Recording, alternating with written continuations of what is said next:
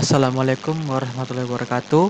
Saya Panutawaka Anggrakusuma dari kelas AKP 7A ingin mempresentasikan hasil tugas saya mengenai merencanakan penugasan asuransi. Baik, kita akan masuk ke dalam subbab yang ada atau tahap-tahapnya, yaitu adapun tahap-tahap pelaksanaan asuransi itu yaitu pertama, memahami dan memetakan proses dan pengendaliannya, mewawancarai pemangku kepentingan yang relevan, mendiskusikan skenario-skenario atau kemungkinan-kemungkinan yang berpotensi mengandung resiko, melaksanakan suatu risk assessment sementara, menentukan tujuan-tujuan penugasan, menentukan lingkup penugasan asuransi, dan mendokumentasikan rencana.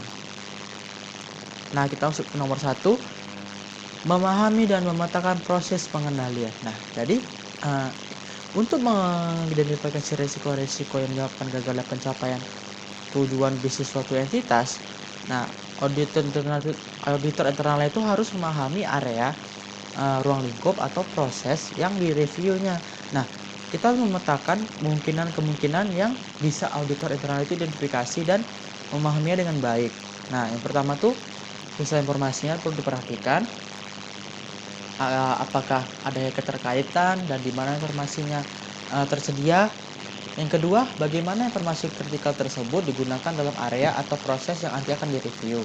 Nah, yang ketiga, siapa aja sih yang ikut mengambil tindakan dalam kegiatan akses informasi ini.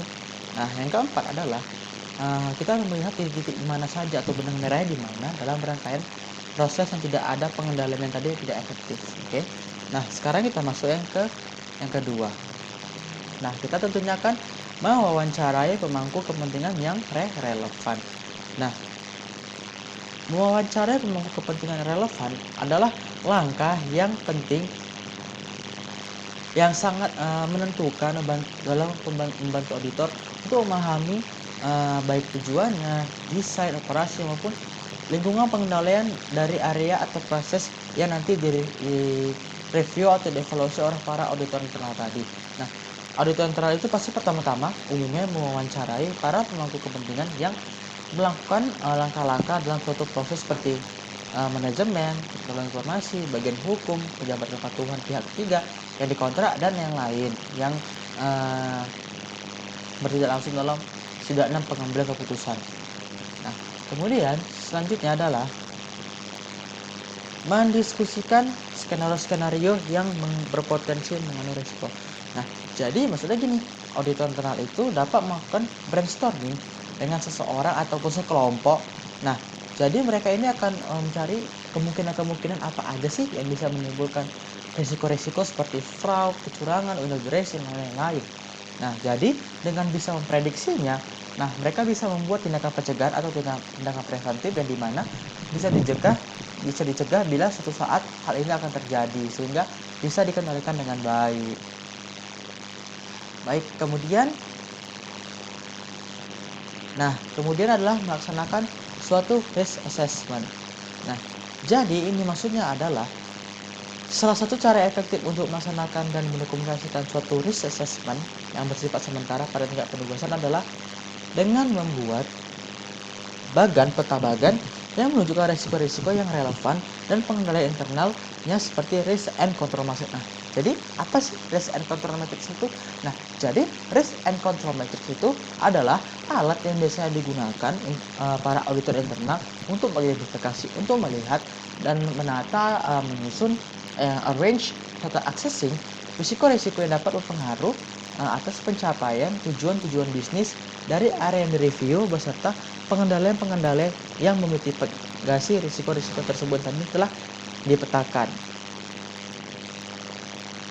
Kemudian menentukan tujuan-tujuan penugasan. Nah, tadi sesudah tadi si auditor internal tadi menyelesaikan preliminary risk assessment dan mengidentifikasi risiko-risiko signifikan yang akan dievaluasi selama penugasan auditor dapat merumuskan tujuan-tujuan penugasan. Nah, jadi maksud tujuan-tujuan penugasan ini adalah untuk menegaskan, untuk mengokohkan apa aja yang ingin dicapai oleh penugasan tersebut, titik apa yang ingin ditujunya, dan jadi supaya kita jelas untuk apa kegunaan singkat dan dihubungkan dengan risk assessment. Kemudian, menentukan lingkup penugasan. Nah, lingkup penugasan menjadi batas suatu penugasan. Titik auditor harus berhati-hati menetapkan batas-batas suatu penulisan. Nah, jadi lingkup ini dapat merumuskan unsur-unsur spesifik seperti area atau proses tertentu, lokasi geografis tertentu, waktu dan periode tertentu pada saat itu. Nah, sesuai dengan lingkungannya. Kemudian, lingkup penugasan asuransi juga tadi. Penugasan mungkin menyangkut tuntutan hukum baik yang sudah diketahui namun masih belum selesai atau masih menggantung, atau tuntutan yang sangat mungkin terjadi, dan kasus-kasus pelanggaran atau non-compliance berikut ini seperti yang contoh hal-hal yang dapat dimasukkan atau tidak dimasukkan dalam lingkup asuransi adalah biaya-biaya operasional seperti perjalanan supplies, pegawai, dan lain-lain, masalah personalia, alokasi, tingkat materialitas, hanya jumlah atau otorisasi aja, pengeluaran dan seterusnya, sistem seperti sistem yang mengolah biaya atau sistem yang mengolah biaya dan juga SDM serta semua sistem dan seterusnya. Nah, kemudian terakhir adalah mendokumentasikan rencana. Nah, dalam perencanaan penugasan, auditor ini mendokumentasikan seluruh informasi yang ada yang diperoleh tadi dalam kertas kerja penugasannya. Nah, informasi ini menjadi bagian dari program penugasan yang diperlukan untuk mencapai tujuan-tujuan penugasan seperti yang disyaratkan oleh standar nomor 225 Engagement Work Program. Dan adapun proses-proses penyusunan tujuan-tujuan penugasan dan lingkup penugasan dapat menghasilkan kata kerja seperti berikut. Pertama, proses mapping seperti rangkuman wawancara dan sesi brainstormingnya gimana hasilnya. Yang kedua, risk assessment sementara yang tadi berupa risk and control matrix dan heat map pemetaan. Ketiga, pertimbangan yang digunakan untuk menentukan risiko-risiko apa yang akan ditelaah dalam penugasan ini.